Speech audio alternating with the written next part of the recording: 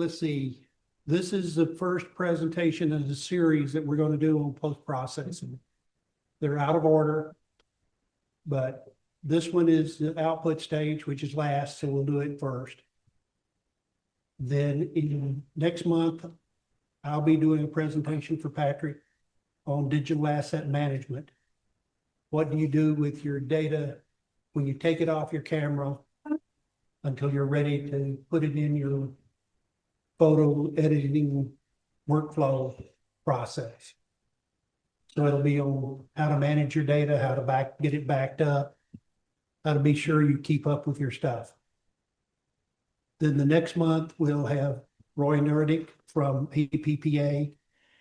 He is a master photographer, master craftsman, master artist. He's got all of the degrees for creativity from EPA. He's going to talk to us about, you've got an image, what do you want to change? How do you want to manipulate it to make it look better? He's not going to talk about the tools you do that with, but what you want to accomplish.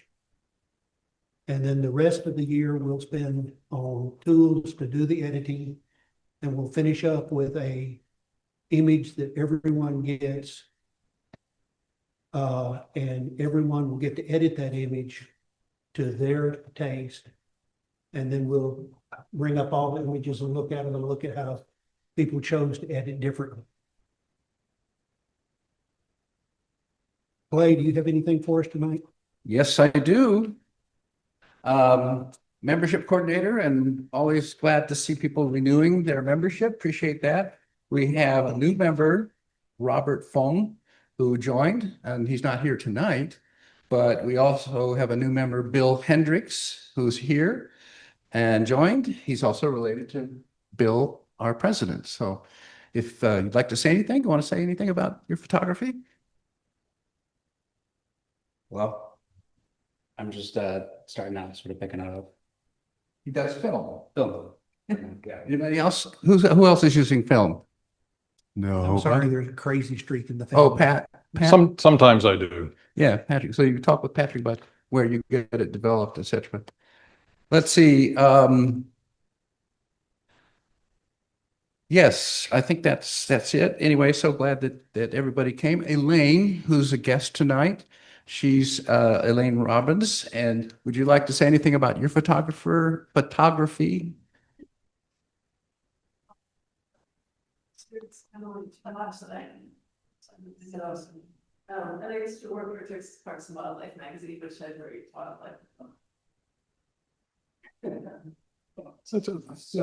Yeah, I was telling her we had a presentation by that publication that was very nice. So welcome, Elaine, and I guess that's it. And Verlin, you're going to talk about the show. We got Jill. Jill is our other guest. Oh, Jill. No, I didn't recognize you. Sorry. Say a little bit about yourself and photography. Jill Mayfield. I've been photographing for about 60 years. And I have a Bachelor of Journalism, photojournalism UT, mostly worked in communications as a writer, photographer, communications person. Wonderful. And I retired in 2017, now just shooting for myself. Welcome. Okay, we look forward to having you at new meetings, next meetings. Yes. Awesome. Yes. I'm Dan Diener, and longtime photographer, struggling with Lightroom. Right. Yeah, Keeps changing. yeah, keeps changing. Well, welcome. If you're a guest and you could put your email over there on the sign-in sheet. Here, I'll give it to. Okay, did you put your? Okay, you put yours on it too. Okay, that's good for me. All right. The Jester Show. If you have prints at the Jester Courthouse, that is coming to an end tomorrow. That means that when you wake up and it's light outside, it's time to go to the courthouse and get your pictures. We are, of course, preparing for the Pflugerville Library Show and the other cafe. Yeah.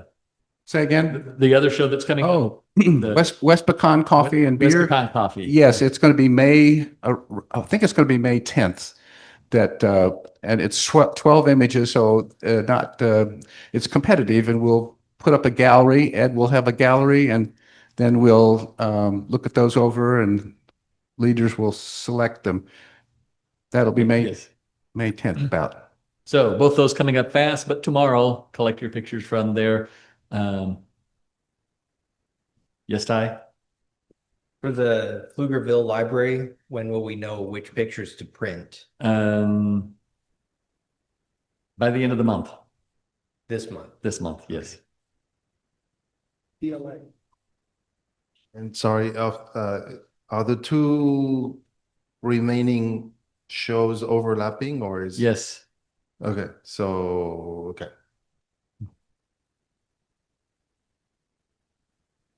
Any other questions? And now Patrick. see y'all with Bye. pictures tomorrow.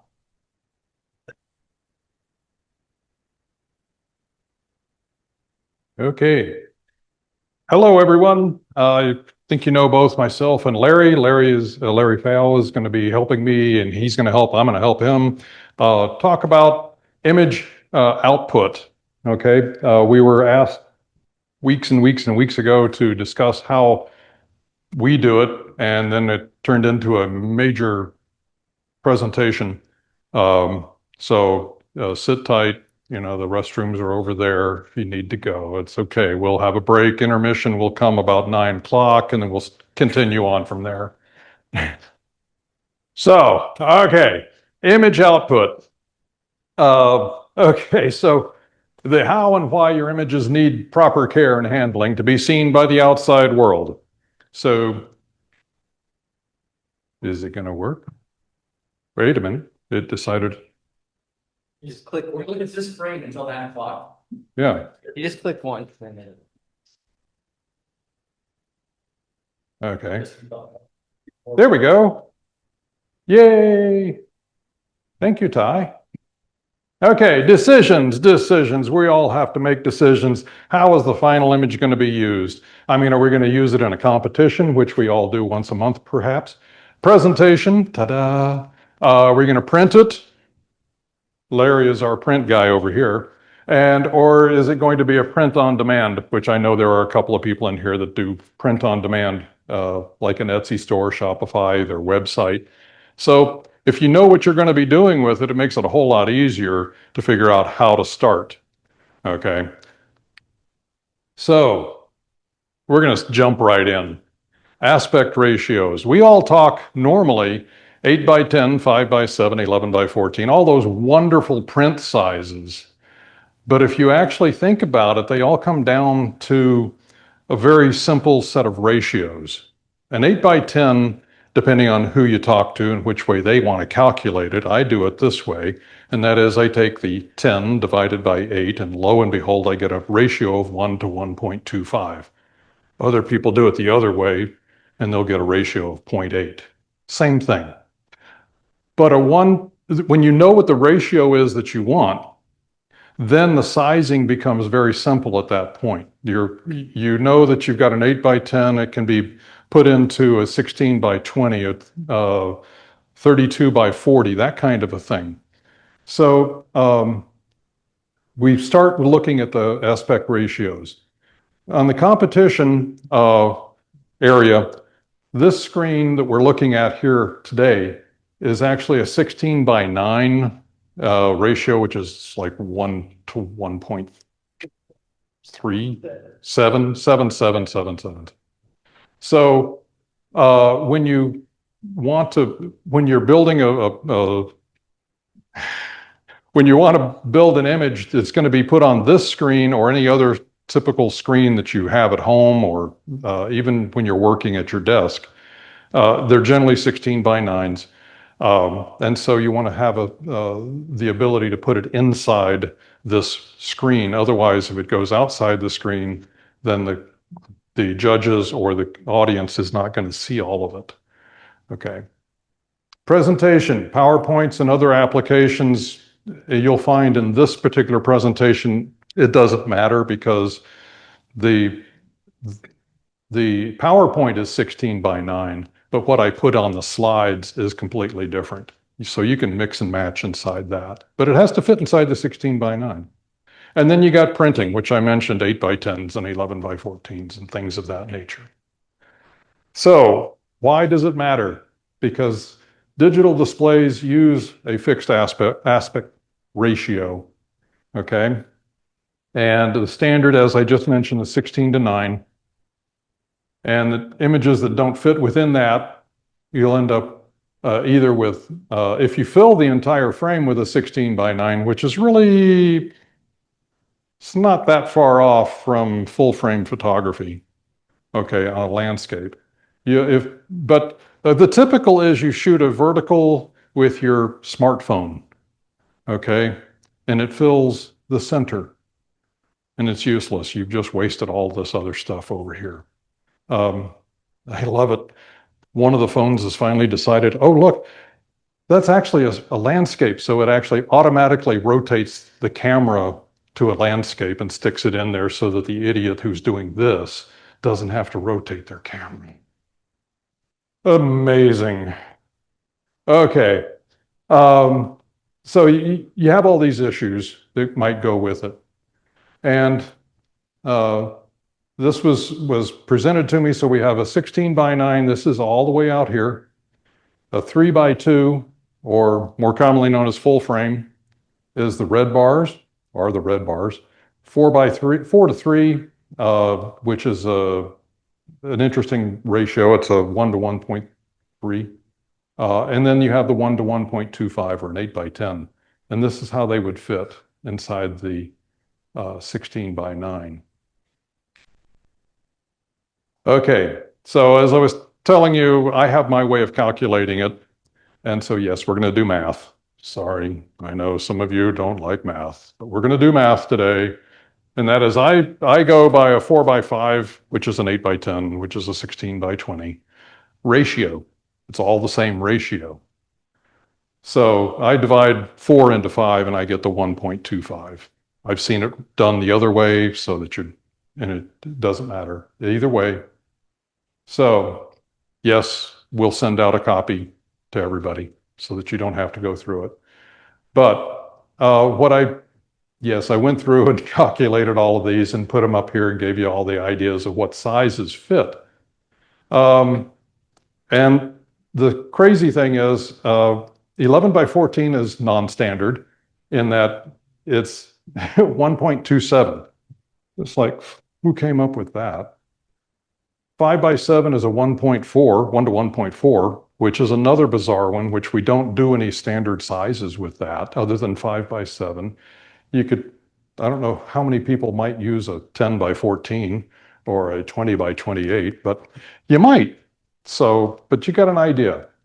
The other sizes, you'll get all the different size prints out of these ratios. So what I do is I will build my final image. Let's say I'm going to do a 1 to 3. So I'll build a 20x60 image in the final output. Huge image, huge file. I can now fit it into anything within this realm, the 15x45s, the 10x3s. You know me, I'm a panorama guy. So that's what these all are. But I can build it once, and then all I have to do is shrink it down instead of trying to expand it out every time. I build it once out, and then I can shrink it down. And that's how I do my print on demand, is that I build them huge, and then the print on demand says, oh, we only need to have this size, but I only pick certain print on demand ratios that fit what I built. I don't just let them tell me, oh, you can only do this. It's like, no, it's the other way around. I'm the artist, you're the producer. So that's, and like I said, we'll all get this out to everybody so that you'll have a copy of it in PDF, by the way. We're not going to, you have to have PowerPoint, otherwise it doesn't work. Okay. Gonna go back, you know me, I got to do a little history. So this beast over here,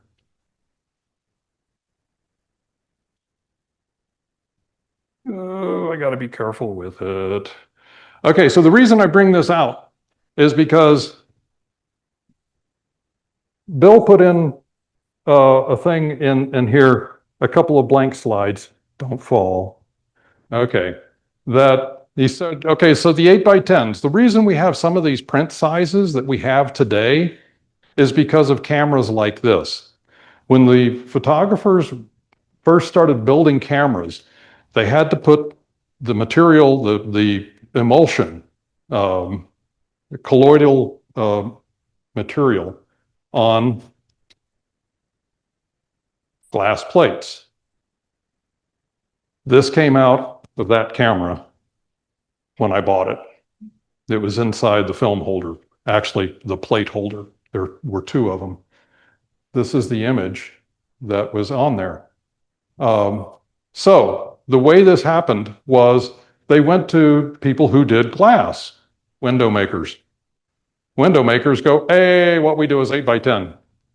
And then we make these little bitty ones called 5x7s. And then we'll make all this. So that's how the basic sizes started.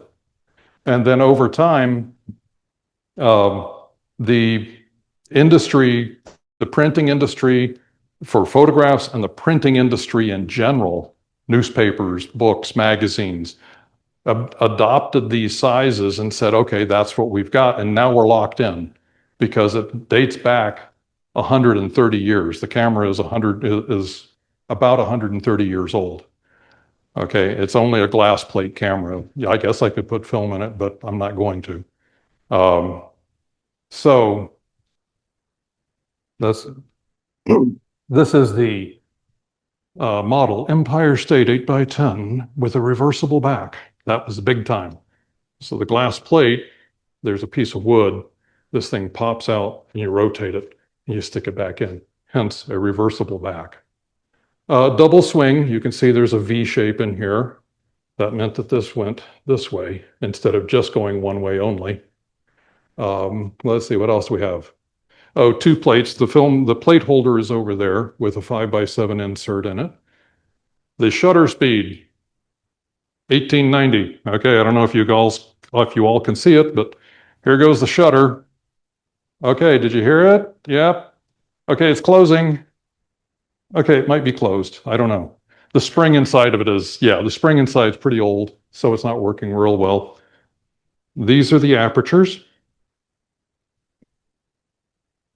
When I joined the Navy, running joke in the Navy was to send somebody who was brand new to the storeroom and get a box of f-stops. It was true because when you had aerial cameras, you didn't have leaf systems. You had a box of f-stops, and so that's what they got. Let's see. Oh yeah, the last thing is it comes with this tripod, which I'm not going to pull it over here, but there's a tripod over there. Cost of the tripod was $8, and the camera was another $26. But this was in 1893. So I didn't go back and find out how much that's worth today. Yeah. So, and the people in the period costumes, no, that's what they were wearing when this was shot in the 1890s. So it's pretty cool. Okay, enough of history. Sorry about that. Well, I digress. Lightroom. Okay, cropping tools. We're going to jump into the cropping world now.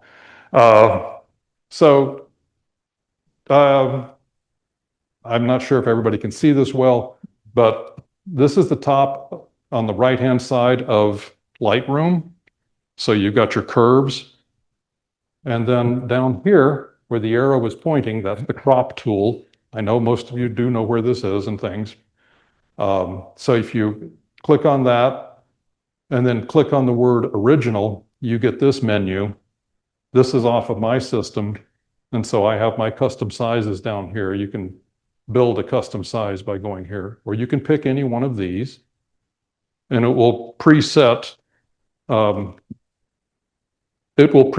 system to crop in that size, and it will be locked at that size. So when you try grabbing the handles in the corners, they will always expand and contract in the same in the same time.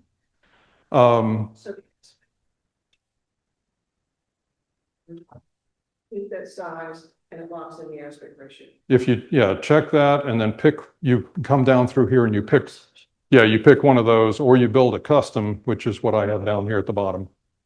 These, the 4x3, 16:9, 16:10 are, in my system are standard. They're already there. Yeah, these are my panoramic. And then if you click on lock, it will lock the cropping tool to that aspect ratio, whatever you set. If you unclick it, then you can pull and drag it anywhere you want. Okay. So I thought I'd just give a real quick idea of each one of these. I shoot or have shot square format with a Hasselblad, so hence the square format of this image. It's the original size or original format.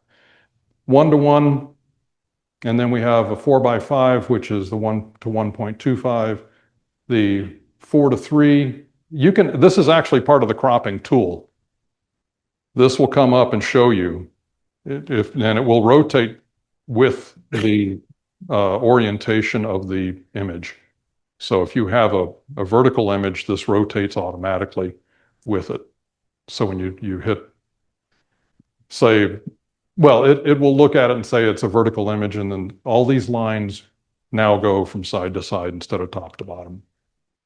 But you can pull these up, and you may find that you have some of them and not all of them. That's just a settings feature. You can go into tools and pull it up and set that. But it gives you an idea. You can see without doing a lot of work in shrinking your image down or what have you. If you take the original image, you can just move it around inside this and see what it fits and does it do what you want if you wish. You don't have to, but that's just, I wanted to show the various tools that are available in this particular tool set. Okay, so hopefully you can see the red lines up in here. So I'm just going to show you a couple of the different tools that are available. The different, not dimensions, but mechanisms for adjusting and cropping your images. So we have the grid. Most of the time I use it to rotate the image, because all I have to do is grab outside, and there is a curved icon, and you just grab that curved icon and move it up or move it up, down, side to side, and it will rotate the image, and you can use the grid to hopefully get it as straight as you can. This one is called triangles, and if you did it with a square, when I first set it up, I was like, why is it doing it right dead center? So I had to actually crop the image a little bit and then drop in the triangles. Triangles will adjust with your cropping, but again, it gives you an idea of where something that you want to center in your image, or give your viewer the idea, this is where I want you to look. All of these are for that reason, for that purpose, is to have your end viewer look where you want them to look, not where they want to look. Rule of thirds. So it's just the typical rule of thirds. There's a rule of there's a fifths tool in here that will put a grid of 5 lines, vertical and horizontal. There's another one that's just squares, and it'll do a 3x3 squares. So, but I didn't do that. And then you have the golden spiral, as I call it. And this one is interesting. It might come up, you might get it up in one orientation, and you go, well, my image isn't that orientation. I really need to shift it. So if you hit the shift key and the O at the same time, you'll get it to shift. It'll rotate around. And so by shift, letter 0 or letter O, this thing will shift and rotate. And I think it has 6 different orientations that you can pick. So An interesting exercise, if you ever wanted to do it and to see how the masters used to do it, was get a photograph or an image of what your favorite painter has done in the past or your favorite photographer has done in the past, stick it into your Lightroom, and then pull up the crop tools and see where it fits. Just to see. I mean, you get an idea real quick as to what they were thinking, or maybe they were thinking something completely different than what the standard tools will give you. Okay. Another fun topic. PPI versus DPI. We all go, oh yeah, I printed 300 PPI. No, you don't. You print it, drops per inch. So we have PPI, which is pixels per inch. That's the electronic image.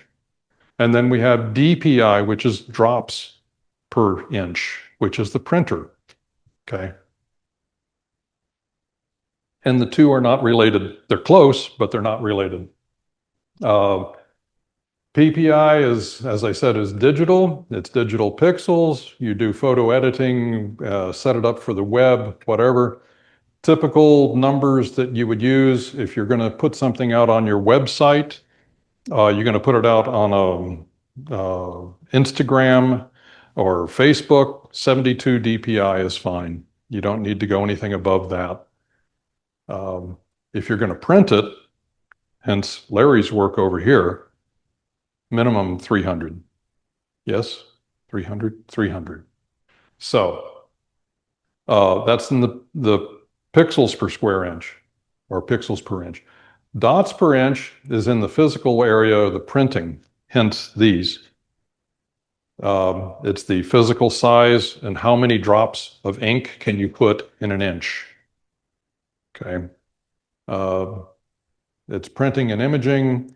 And again, depending on what you're going to output, generally it's at 300 DPI. Maybe you could go down to 200 if you're going to make a smaller print. Each printer is. Yeah, and each print, yes, I've seen it. Yeah, over the years, 240, 320. I keep 320. You got Epson, I think they're 280. Yeah. Okay. Yeah, so 320, 280 to 320, depending on your printer brand. Okay. Okay, pixels means pixels per inch. That's the camera resolution. It's the screen resolution here. It's your file output resolution for display. Dots, or DPI means dots per square inch or drops. Print resolution off the machine. It's a digital printing or printer capability, and it's physical displays of printed material. So further back you are, actually the larger the dot becomes, the smaller the number becomes. So when you see these things, these billboards that you're 30 feet away from, those are printed in the double digit, if that, DPI. One, it would cost them a fortune if they did 300 dots per inch. The other is we don't, as humans, don't need to have that kind of resolution at 30 feet or 50 feet. So another piece of math in case you want to know. Okay, so if you're converting one to the other so that you can figure out what you want to do, the first one is nice, the second one's nice, the third one actually is probably the one that you really want to work with. Okay, first two get you to the third one. But so if I do one of my panoramas at 45 inches across, and I'm going to have it printed at 300 DPI, then my minimum file size on one side is 13,500. Okay. The last time I gave one to our friends over at Art Direct, he was tickled pink because the whole file was like a gigabyte. He was just tickled. So I love that because it was probably 3 times the size he needed. So if you know that you've got an image that's 3840, you're going to print it with a 200 dot per square inch printer, then it's the maximum size you can get is a 19-inch image out of it. Similarly, if you have a 6,000 pixel image and you want to print a 20-inch then image or 6,000 pixel file and you want to print a 20-inch image, then you're going to need 300 DPI. So how you work these together is up to you, but it's really not as difficult as I put on here. It can be very, very interesting though when we get into other things. So this is kind of an interesting image. I output the image at 72 DPI and then I ramped it up. I scaled it up, and don't do that. It's a bass-backwards way of doing things, okay? Because at 72 DPI, which was for my output to my website, or actually it was to Instagram, and then I did 300 PPI in our normal image sizing, which is you go through image size, and then you have the menu that says how big did you want to make it and what DPI. Okay, I did that with this one. Looks just as bad. Matter of fact, maybe even worse. And then there's another way of doing it where you open a new project up in the menu. It says new. You click on that. It ends up pulling up a screen, and you choose a size or you build a size. You tell it what DPI you want, create, and then you drop an image into it. It did the same bad work. So don't start with 72 DPI. Oh, In what program are you? oh, this is in Photoshop now. Oh. I'm sorry, I jumped. Yeah, I'm in Photoshop. My bad. Oh, this is, okay, let me back up. Does this make any kind of, well, I did this morning. All the images were done before, but I put this together, and then as I put it together, I was kind of like, this really doesn't tell any kind of a story. When I got it, I'm trying to think of how I did this. Okay, so the 72 DPI on a phone or a small screen looks great. Okay, if you're going to output for a printer, start with the original file. Again, don't start with something that's bad resolution to begin with and think you're going to make it better. Okay, it doesn't work. That's the bottom line. Don't set it at one thing and then try to scale it back up. It doesn't work. Start with the original file, build it as big as you want, and then you can scale down. Always, it's easier.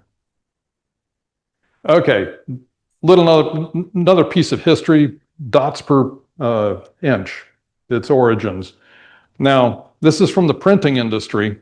This is called a halftone screen for those that are people that were in magazines and books and things of that nature and what have you, newspapers, understand halftone screens. To actually build an image, this is how a grayscale is built.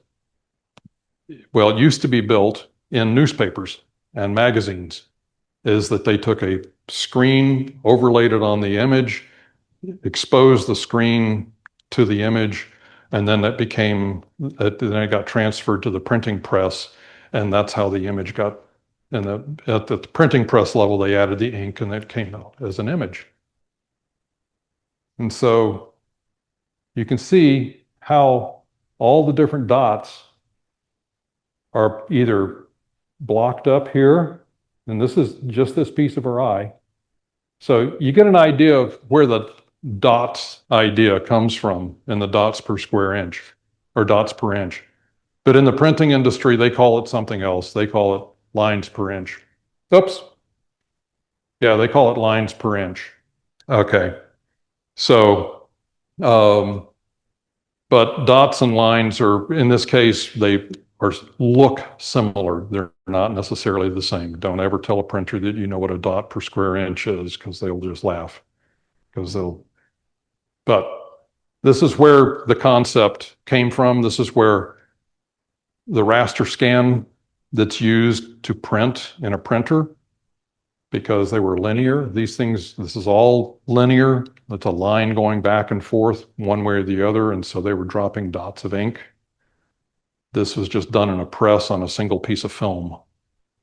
That's the only major difference. Okay.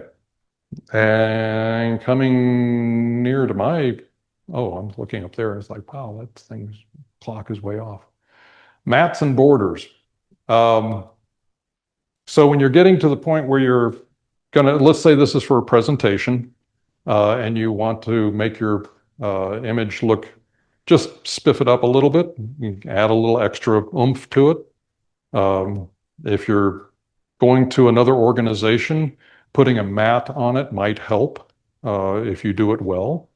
I mean, we don't use them here necessarily, electronic mats, but it is a possibility. And it's not like it just showed up in the last 2 or 3 years. Ansel Adams Gallery out in San Francisco does the same thing, but they actually do it with a photo print. They put a border, they take a piece of paper of whatever size, and they put an image on it that's much smaller than the paper, and hence you get whatever the background color is of that paper, white, we'll say. White with the black and white image in the center.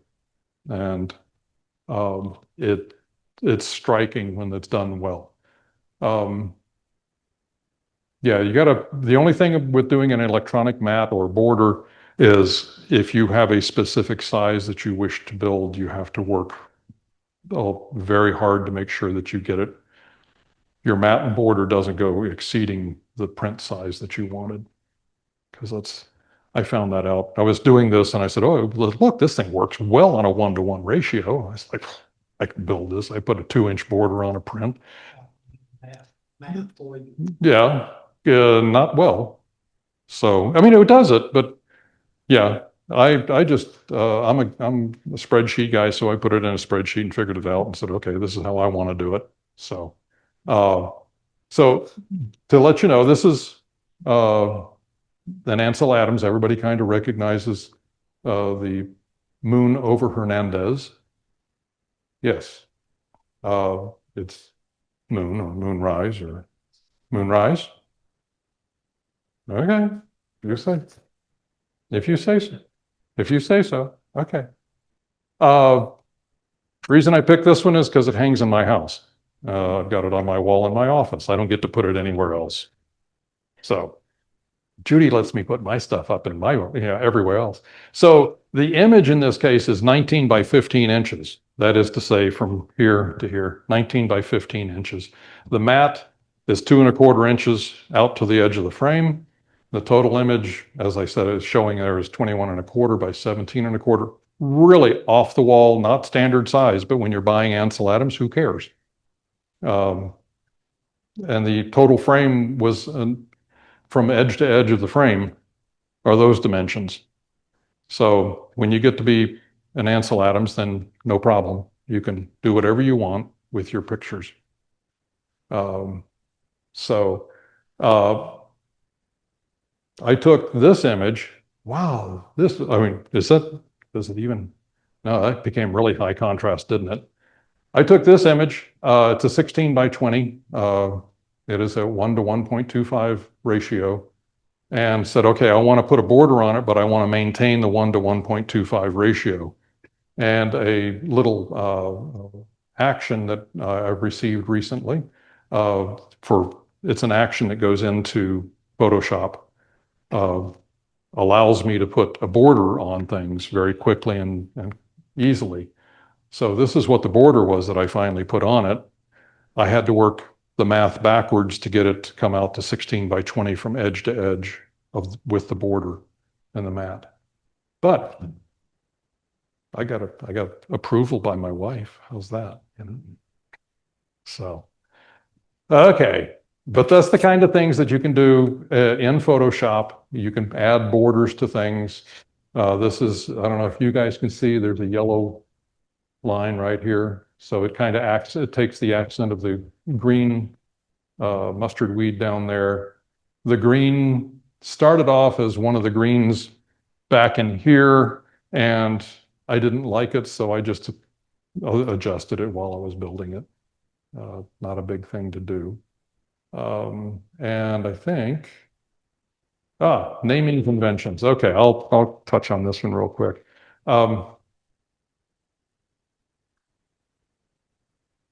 When you're naming your image or your file, um, you might want to give it. I mean, we've all seen it. We've all had people come in, and we've all been judges during our time here, and we get and this is the DSC-1552. Nobody knows what DSC-1552 is, other than that it is a Nikon file, you know? So think about, I mean, it doesn't take much. I mean, you just put something on there, but it will add context to your overall image. So something specific that you want your viewers to look at, maybe. Maybe it's a feeling that you want them to have, or some kind of a sense of being, or some other type of thing that you wish to convey. Now, a suggestion that was made to me, and I didn't put it on here, my apologies, is that, remember, I'm always talking about build one file that's huge, and then you can always crop down. Well, you name that one to be something like, it's not your original because the raw file is always your original. But you could say, okay, it's the bunkhouse original. And then you put down maybe what size it is. 16 by 20, we'll call it. And then from there, you can manipulate it down. Actually, I called it 1.125. I'm exciting. I put the bunkhouse and then I put the ratio so that I knew what ratio it was. I didn't have to think about it again. I know where I can go with it. So that's my original. And now I can do whatever I want to size it within that ratio. I can do all kinds of things. And then I can say, okay, this last one says something like bunkhouse 1.25 with mat. So it gives me an idea of now what I have. I mean, when I put it into competition or something like that, all that extraneous stuff comes off, and it may have a different title altogether. But the working title is one thing. May say original. You may say on the second one, you may say it's the size that you made it by pixels or by inches or by ratio. And then when you output it for whatever, you might say that it's an output, and you might say what it's output for. So that you have, yes, now you've got 5 files that look almost identical in name, but each one of them tells a story to you what that file is used for. So, and file types.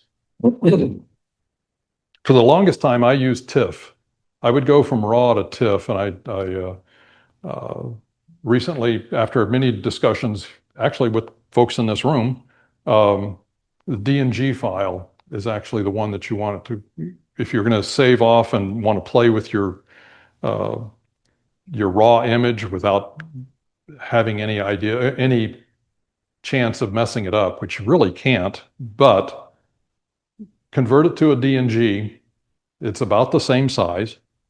All you have to do is just open your, one way to do it is to open your raw file and then save it as a DNG through Photoshop, or Lightroom might do it. I don't know. I didn't do it that way. It does? Okay. So yeah, if you export, yes, it will do it. So it's a large file. It holds on to all of the same information that's in the raw file, or most of it. So, and when at the end of this summer, when we're going to send out a file, you're all going to get DNG files, because it will have all of the information from the original raw, whatever format that's shot in. It doesn't matter. TIFF is another mechanism of doing this, but it does lose some information, not much, but it loses some. You can output it, like when I send something over to Art Direct, my files are TIFFs so that they can do whatever they need to do with them. I don't send them JPEGs because the JPEG is actually one of the lower quality images that you can send out. PNG files, it's another negative type of, DNG is digital negative. PNG is something similar in that respect, but it adds transparency to your file so that if you're building something and you need to overlay somebody's face on something else and you don't want the rest of the background, you can make that background transparent in Photoshop, and then you can move it around and do whatever you need, or just lay it over something like this. JPEGs, we've all shot JPEGs. Our phones shoot JPEGs. Some phones will tell you that they're outputting in RAW. It's actually a DNG file on an Apple, if I'm not mistaken. At least that's what I see on mine. So the last one I put on here is GIF files. And if you just wanted to send a teeny tiny image, maybe that you might want to do that. But GIFs only have a color range of 256 colors versus the millions that you get with the others. So. And Larry, speaking of color, Larry gets to do this part. So, yes, sir. Why do you switch to DNG? Just because it's more compatible? In the future, you think? Or, I mean, why go from one kind of raw to another? I can move around with the DNG, I can manipulate it, put it into other applications and do things with it, and then output again as a DNG or something else. I can do the same manipulation in RAW, but I can't put it into another application that I use. And so the DNG is just a mechanism to maintain. It's more compatible. Yeah, it's more compatible and it maintains your original file off to the side, basically never to be touched. Yeah. And the irony of it is that you can build it, you can put it in there, Adobe will open it right up, and then when you say save, it says, yeah, what do you want to save it as? And you say DNG, it says not even there. It's like, then why am I doing it? That's what I found as an interesting thing. Yes.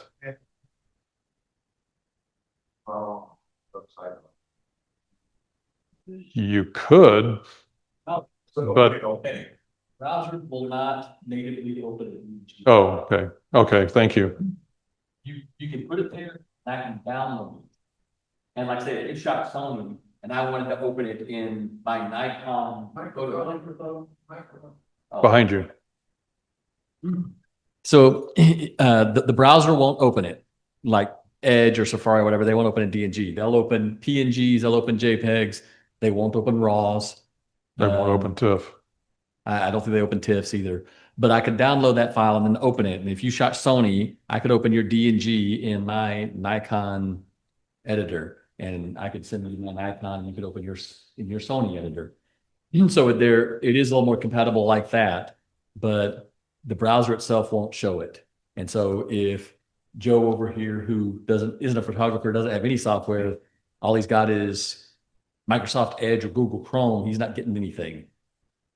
Yeah, it doesn't, those types of formats also don't work in the AI programs like Gemini, which is the Google program. It'll just kick it right back out. It says, don't do that. Don't do TIFFs. Or Word or PowerPoint, those don't like them either. Yeah. So, I mean, they're great for us working inside the tools that we have. So, yeah. Yeah. Yeah. Larry, you ready? Or are you just you're going to stand over there and drink? I'm just gonna stand here and drink. Oh, okay. But I know you like pushing buttons, and the remote looks pretty handy in your hand there, so. It's this button right here. I was gonna ask you might push buttons for me.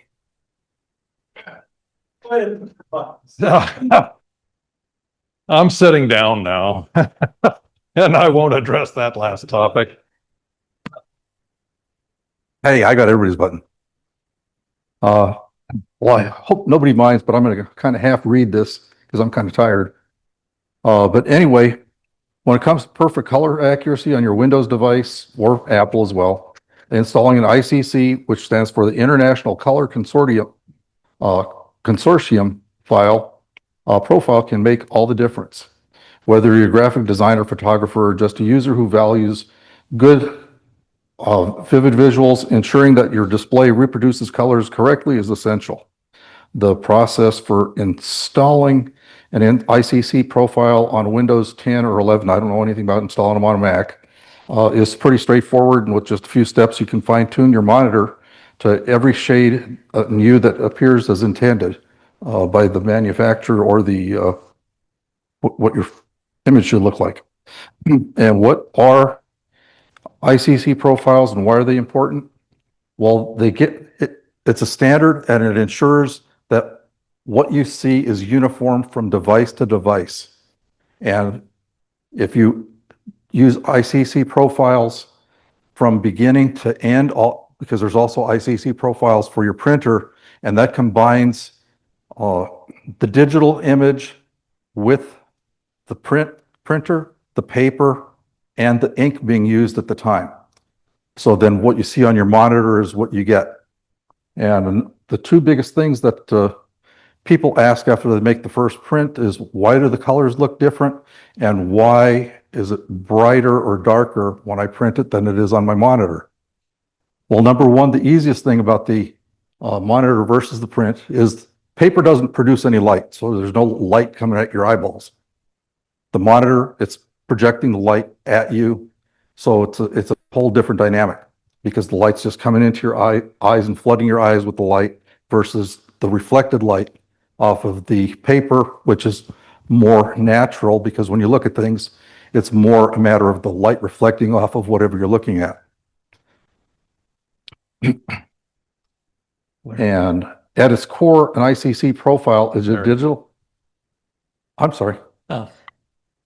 So there's a tendency that we all have as humans that brighter is a little bit better, or when you're listening to music, louder is a little better. And so when you're setting up your monitor to make it just perfect for you, you will turn the brightness up and it will probably be brighter than it should be. I haven't got there yet. But thank you. At its core, an IC profile is a digital file, essentially what you would call a lookup table that defines the color characteristics and gamma and brightness of a specific device.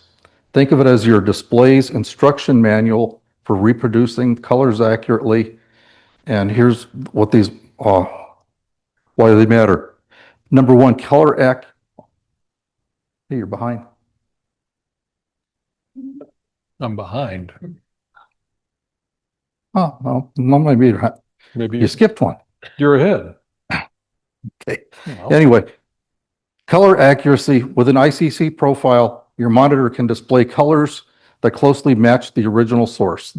This is vital when working in color critical environments, i.e. photo editing and Photoshop or Lightroom, where you can see what gets printed or displayed on the calibrated devices. Consistency across devices, whether you're transferring an image from your camera to your monitor or printing a digital composition, ICC profiles help synchronize color reproduction between various devices such as scanners, printers, and monitors. Device specificity. Even if two users have the same model and make monitor, subtle differences due to manufacturing variations can impact color output. Using an ICC profile tailored specifically to your machine can ensure that you get the most accurate color rendition possible. In essence, an ICC profile transforms your display into a more reliable window into your digital content. Calibrating your monitor, which is essentially the better method, because then you measure what your monitor is putting out and the software will calibrate your monitor to what the instruction set is set for it to read, which is basically using the ICC profiles that are in the software of the calibration unit. And installing an ICC profile is only part of the equation, but when it comes to true color accuracy, for the most precise, particularly in color critical work, proper monitor digital, anyway, That's the most important. Even the best profile can only do so much if the monitor isn't properly calibrated. Calibration ensures that the physical output of the display corresponds exactly to the digital signals from your applications. So if you're looking at different programs that you have on your computer, it might vary slightly from application to application because they'll have slightly different instruction sets in them.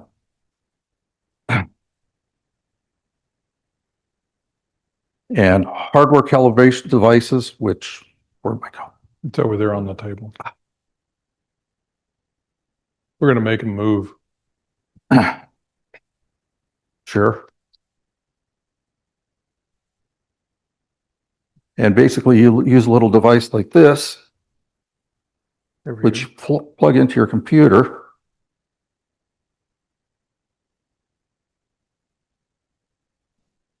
And then this is a protective little cover. And basically all you do is your software will produce a little pattern on your screen, and then you just hang it. And ideally you want to tilt your monitor back a little bit so it lays flat. And then you just hang it on there like that so that it reads the colors at the brightness, intensity, the gamma, and the colors that are being produced by the software. And then it calibrates through the software in your machine what's actually supposed to be produced.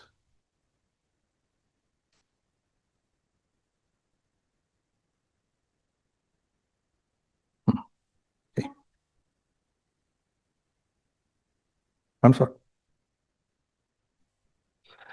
Well, the other thing is that, as Berlin was pointing out, we all like to look at a very bright monitor, and a lot of that comes from most of us sit in a bright room when we're looking at our monitors. So the best thing you want to do is have a dimly lit room, or if you're a real fanatic, you could go and you could build a shell that would encapsulate your monitor to keep the stray light off of it. Therefore keeping your brightness as accurate as possible. And the ideal is about 80 to 120 candles. The ideal brightness for a monitor for viewing your photos is between 80 and 120 candles. Yeah, candela, yeah. No, sorry, I shortcutted it.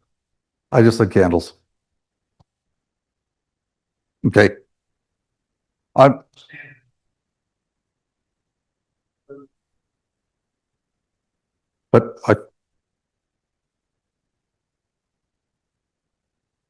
And the white point is the other thing that's always calibrated, and it's commonly set at D65 for projection and modern labs, and the gamma is at 2.2, which is the industry standard.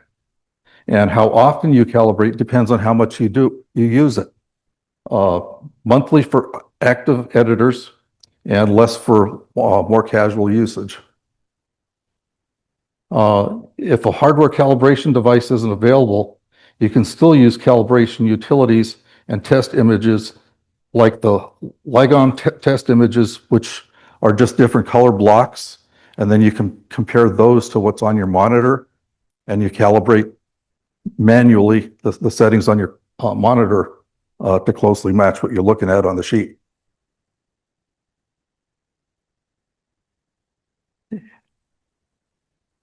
Installing an ICC profile or calibration is a simple yet powerful way to enhance your display's color accuracy. By following these detailed steps and tips, you can ensure your monitor displays the precise color you expect.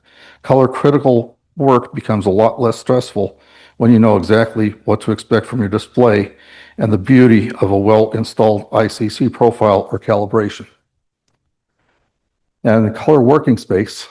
Oh, we're going to go back to? Essentially, color working space is designed to encompass the specific range of color values used. Each working space is known as a gamut. While there are many, only a few are truly useful or used. The largest common one is the ProPhoto RGB, and it's most of what we see and goes just a little bit outside of what the visual range is. It's not that common, so it's not often used.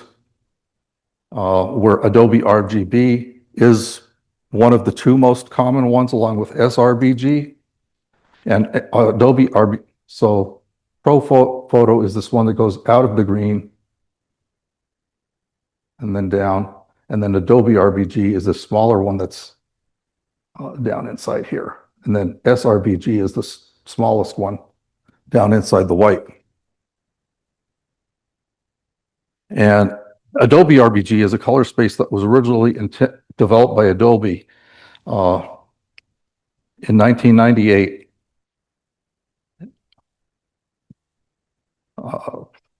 And it was introduced as a competitor to the existing sRGB color space, taking advantage of the advanced color features offered by Adobe Photoshop at the time. While both RGB and sRGB are based on the RGB red, green, and blue color model, Adobe Red, Green, and Blue has a wider range of colors and is capable of producing more of the colors supported in the cyan, magenta, yellow, and black printing, which is the original standard. I know there's some of us, I know somebody back here said that they've been shooting pictures for 60 years, Patrick and myself. I used to do a lot of darkroom work, and it was all the cyan, magenta, yellow. And I did a lot of color transparencies for printing, which was, color transparencies have the least amount of latitude to work with. True. So anyway, the Adobe RGB is a much better choice for achieving color accuracy because it encompasses more of what we can see, as opposed to a smaller gamut, which leaves a little more, I'll just call it wonky room. And sRGB stands for standard red, green, and blue, and is a color space or a set of specific colors created by HP and Microsoft in 1996. The goal is standardizing the colors portrayed in electronics. sRGB is the most popular color space used today and the one used for Windows, most web browsers, and console and PC games, unless they're HDR. CMYK, or the cyan, magenta, yellow, black, is the old standard based on cyan, magenta, yellow, and black as developed by Kodak many years ago for film.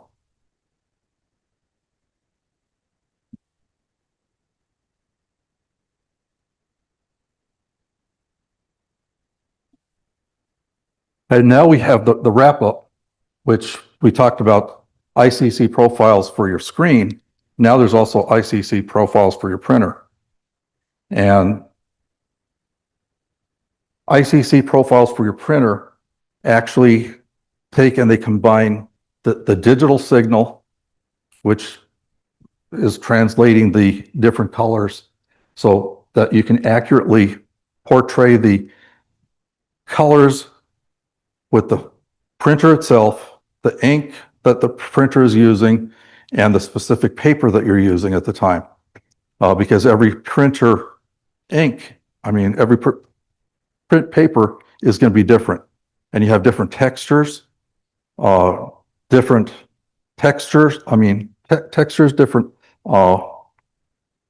finishes, and different substrate levels on the paper. And they're all different formulations, so they're all going to take the ink differently. So if you use the wrong one, you might have too much ink that just sits on the paper, and it's just going to make a mess. The colors are going to bleed together, or you're going to have an unusual color cast because the colors are actually bleeding together coming out of the printer. So you want to avoid that at all costs. I've got a couple of prints here that happened. I used the wrong profile on the paper, and yeah, they got some blue to them, which is the most common. You're done? I think I'm done. He's done. Okay, so the next slide is really, it's important. Oh, there we go. Wait a minute. Some basics for sharpening. Okay, so when you're sharpening, you're just basically, if you're going to do the web, you may need to sharpen your images slightly. If you're using Lightroom and you're outputting through the export function with Lightroom, down at the bottom of that, it's a very lengthy scrolling menu. You can choose to sharpen for print, and then it will ask you whether a glossy or a matte print, or it will ask you to if you want to sharpen for screen or no sharpening whatsoever. And then I have this guy in the back, he's raising his hand crazily. Yes, sir. Hi. Give him a microphone, quick.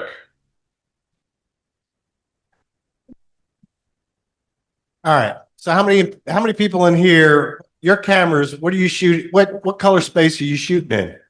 sRGB or Adobe RGB? Adobe.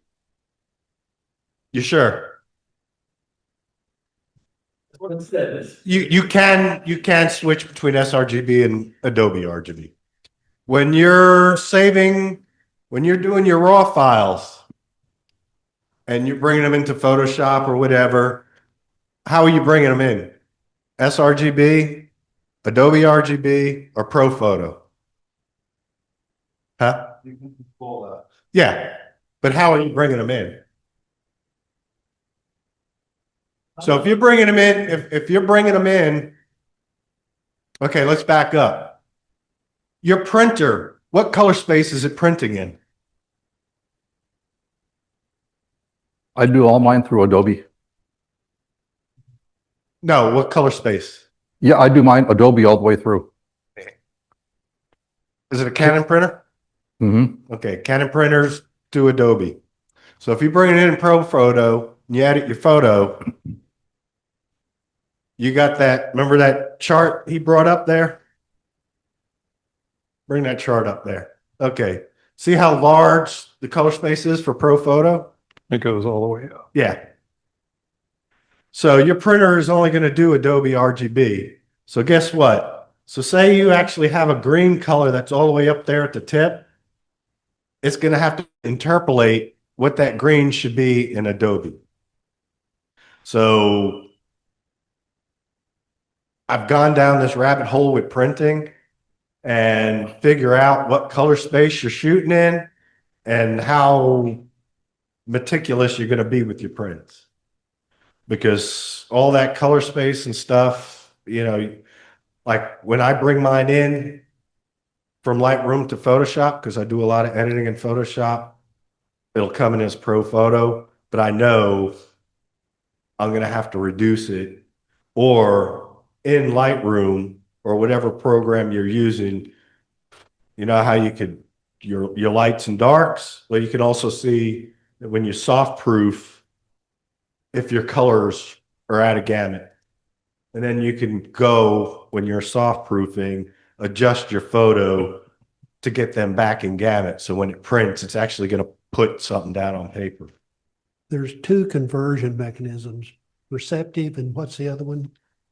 I don't know. I know what you're talking about. I don't know the names off the top, but it's also for upsizing and downsizing your images. So, and actually the Photoshop shop has different, Lightroom uses one, Photoshop has both. And the one that Lightroom has is what I learned not to use in Photoshop to upsize or downsize, because it doesn't interpolate correctly. But that's just me. I don't print out of Lightroom. Okay. Well, no, appreciate the information though. So Basically, what I'm hearing is if you're shooting, your camera is set up for Adobe RGB, then good. through your workflow, Keep make it all sure Adobe. RGB. Yeah. Okay. But you know, when you export from Lightroom, you could say export it as a ProPhoto, or you can save it as a ProPhoto. Just know that You have to interpolate it. it's, yeah. So you, Computer, it's gonna have to interpolate, like where you see those greens right there. I mean, you gotta come a long way down to bring that green back into Adobe RGB standards from ProPhoto. But screens even able to show you photos? If you have the right screen, you could get a BenQ monitor for, I don't know, $1,500. And it'll do ProPhoto. And it has hardware calibration, not software, or, I mean, hardware meaning it's in the monitor to calibrate. You don't have to use the, But all the videos videos are outside of human vision, so you can't read them anyway. yeah, there are monitors that'll do that. yeah, which is, yeah, as Verlin just said, human vision is so much smaller than all the other photo Yeah. spaces, or color spaces. So it's there's, If you set up your color profile, you're telling it, you know what the colors are that you want it to look like. If you do not set your color profile, it will guess for you, and it will not be your friend when it guesses. It just kind of meh. So then if it just meh and you print a few, they're not all going to be the same because it just guesses however it wants. But if you set your color profile, it tells you what your photo is going to look like, and you can adjust because some people get a green tint, some people get a blue tint, and it just looks weird. So if you want to control how your people or your objects or whatever look like, set your color profile and then do your edits, or it comes out odd. That's all. Okay, for us folks who are still down on this level here, and all this stuff is going over our head like this, and who don't have a home printer, and I'm sending my stuff to Art Direct or to Bay Labs, I don't know what their color profiles and printing are. So how do I resolve that? You can get their license. you can, So are you saying that I should get that? Yes. so, Okay, yeah, First of all, you should calibrate your monitor that's and done. then get the target ICC protocol, profile. From your printer when you from, so when you say, when you go to the output, sorry, I'm pretty loud actually. Huh? Oh my gosh. When you do the output, say you're doing on Lightroom, okay, you do the profile, when you say, okay, output or import or export, whatever, export, get the long menu. Is that where you've put the ICC in? Where do you put the ICC in, say for printer X that you're going to send it out? Because I don't have a good printer at home. I haven't looked in years. The- Set up on my favorite paper, and that's what I print. so my understanding is that there is a mechanism in Photoshop, I'm not sure about Lightroom, that will allow you to enter the ICC profile for a specific paper. Yeah, Somewhere down right there. So but it's not in that export menu. you would have to communicate with your printer. Oh, I don't have, that's the So- fun thing is I don't have one at home. If you were printing it like Art Direct, So Art Direct is where You go to Art Direct. What's your process? my process is I'm doing everything in an Adobe RGB, and I send them the format is irrelevant, but I send them a TIFF format, and I can't load their ICC profiles because you have to have the printer. Okay, you answered my question. You have to have, well, in their case, they use Epson printers, and you have to have a printer engine on your system. And if you don't have a printer engine on your system, you can't load the ICC profiles into your Photoshop. Doesn't make any difference how many they give you. So basically you would want to communicate just, with a printer and make a relationship with like Art Direct and say, what's the best way to send you a photo? Yeah, exactly. I've done that. And when I've done a show, I've asked for, in certain cases, samples, small, I mean, they'll take a piece out of it and print just a small 4x5 out of it.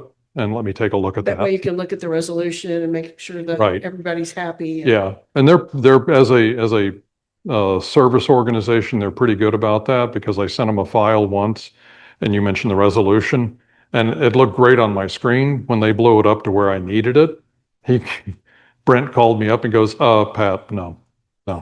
See, This doesn't work. this- And so, But I need a relationship with a printer like that. yeah, To say, okay, I think that, I have an old file that I shot years ago as a JPEG. I want to see if it's I think it's gonna be okay. I mean, this was years ago, but I really like this composition and I want to make sure I can print it right. It may just be an 8x10 that I get out of it, frankly, which is fine. yeah, But I want to say, okay, does this suck or what? Tell me if it's not going to work. And that's what I want to know. That's perfect. yeah, Thank you. yeah. Okay. And you can often proof by printing a smaller image just to get a feel for how it's going to come out.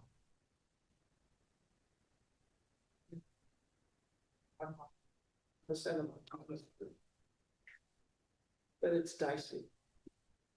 But if it looks dicey small, you know it's not going to work big. Well, it's dicey. It's near. Oh, It's near death. So the other thing with Bay Photo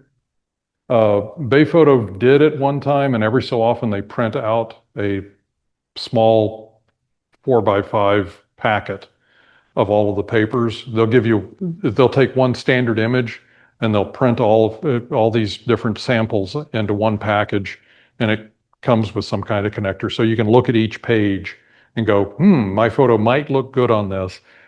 Bay Photo out of California will do the same thing and they will, for a fee, they will send you a whole slew of everything that they do, including metal prints. So, and I've done that in the past as well. So gives me an idea, still doesn't give me an ICC profile. So I have a question for the room. One of you guys in the back, most likely. Where's a good place to get canvas prints? What I was hoping for is to be able to get something fairly big that comes rolled up. I think I'd heard about someone getting canvas prints that could come rolled up and then would have some sort of stretcher thing that you assemble and can do it for less. It's not a canvas, but I know what you're talking about. It's Faeo photo exposure. It's not canvas. Okay, but it's for doing big, Yeah, 2 foot by 4 foot it prints. basically comes rolled up and then you just, the frame. And you You hang can- it up on your wall. yeah, you can, So it's a fairly inexpensive way to Yeah. get a large. All my prints I got from all the Kelby competitions and stuff. I did, they gave them to me and yeah, I got them up all over my house. And then I've had my own ones done too. Okay, and that was one But of their yeah, options. pretty good, pretty big. Bay. Yeah. Okay, that's what. And it's just, I think they only have two different types of paper. I forgot what they were called, but. And you've liked, Yeah. but you've liked those and Yeah. Oh, yeah. choose them yourself. Okay. yeah. Bay Photo is out of a little town called Watsonville, California, on the other side of, there's San Jose and then there's the mountains towards the ocean. Watsonville is on the other side of that. They've been around a long time. Yeah. They were West Coast Imaging. They got bought by Bay and changed their name to Bay Photo. So long time ago. Exposure, by the way, is X-poser when you look it up. Yeah. Questions? Anything else? We do have time. I mean, we got a little time. I think we have time. Yeah, we have time. So that clock up there on the wall is way on. So what happens when you sell your photos as print on demand, say at Etsy or Art Storefront? I mean, you're looking at it on your screen, you've done all the Adobe stuff, and you're like happy and giddy. It looks great. And it's on a website, somebody looks at it and says, I love this, I want it printed. But you have no control over what's happening there. You have no control. You're right. So you have no idea how it's going to come out. No, the only way to find out how it's going to come is to buy the smallest print possible. Get a sample print from them. You know, I know Printify allows that, and so there's some others, but there's Printify and Printful, the two different organizations altogether. And I believe, I know Printify will allow you to purchase as the maker a sample at a discounted, whatever the price is. I'm not sure. Printful is pretty much the same way. And what's interesting is when you start looking at these companies, you go out to their real website instead of through the Etsy, Shopify websites. You find out Printful is like 4 different companies, including Bay Photo.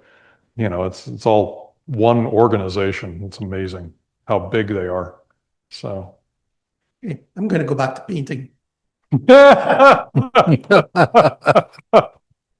The other option is just have them ship it to you and then you ship it to the customer, but then you add a delay. There's also the option of having it printed here with Art Direct. Well, yeah, Art Direct. Okay, so I like Art Direct a lot. They're a great organization. I love them. Invited Gia to be here tonight. Yeah.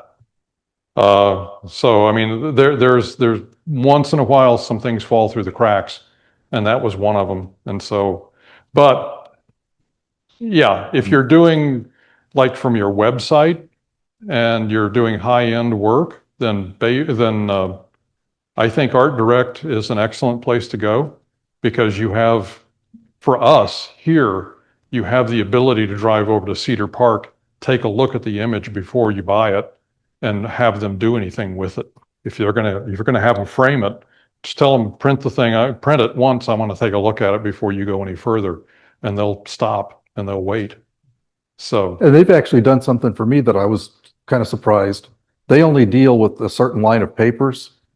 And I asked, will they use somebody else's paper? And they said, bring us a roll. I took them a roll and they actually printed some pictures on there for me and they came out really good. and I gather you loaded or you gave them or they pulled up the profiles for it. They pulled up the profiles. Oh, for it. cool. Nice. Yes, sir. Because the profiles are real easy to get. I mean, they're online. All the manufacturers have them. Yeah. Yeah. Just a little off subject. If anybody's interested and wants, I have a used Canon Pro 100 with a lot of ink. That's been used very, very little that I need to get rid of. Okay. So if anybody's interested or knows anybody who's interested, Canon Pro 100 with lots of ink available for sale. that if you want to get into a good photo printer for larger prints or Yeah. 4x5s, whatever. Cool. Very good. Thank you. The nice thing about that model printer is you could use that thing so infrequently and it'll never plug. All I want's $150 for it. But the ink is $4,000. So it's okay. Yeah. You haven't seen it, I mean, Yeah. Yeah. No, that's great. Thank you. Okay. Any other questions, comments? Would you recommend having a home printer and printing images at home? A lot of people do. Yeah. Because I get to control. I'll second that. everything I've put in a show here that's smaller than 16 by 20, I printed. Yeah. So, yeah, if you're gonna, if you want to be printing this big, then. So You're gonna need a big printer. Prints a thousand. I have a very specific print that I was trying to make a big print out of, and they weren't coming out right. And I ended up having to print one at home and say, make it look like this. But it's helpful to be able to say, okay, when I print this out, what does it look like in print? And then you can go to Art Direct or Bay Photo or whatever and say, make it look like this. So Larry has brought a lot of prints with him that he's made. Larry, do you want to tell us what you brought and then we can come up after the meeting, I guess? And I talk bought about a big selection and it's a big selection of papers. And something I didn't bring up before was there's two basic types of papers. There's alpha cellulose and there's what they call cotton rag. And I've got examples of both. There are glossy, semi-gloss, which also incorporates what they call luster and pearl. I've got two different kinds of metallic paper. I've got two different kinds of, or actually three different kinds of, matte paper. Two reminders. Pick up your prints from the Jester Show tomorrow at 10. And Saturday is Texas Photo Festival in Georgetown. And Pistons on the Square. It's also Pistons on the Square. Patrick, you got anything else? Nope, nope, that's it. Thank you, folks. Come up here and take a look at what Larry's brought. It's great work.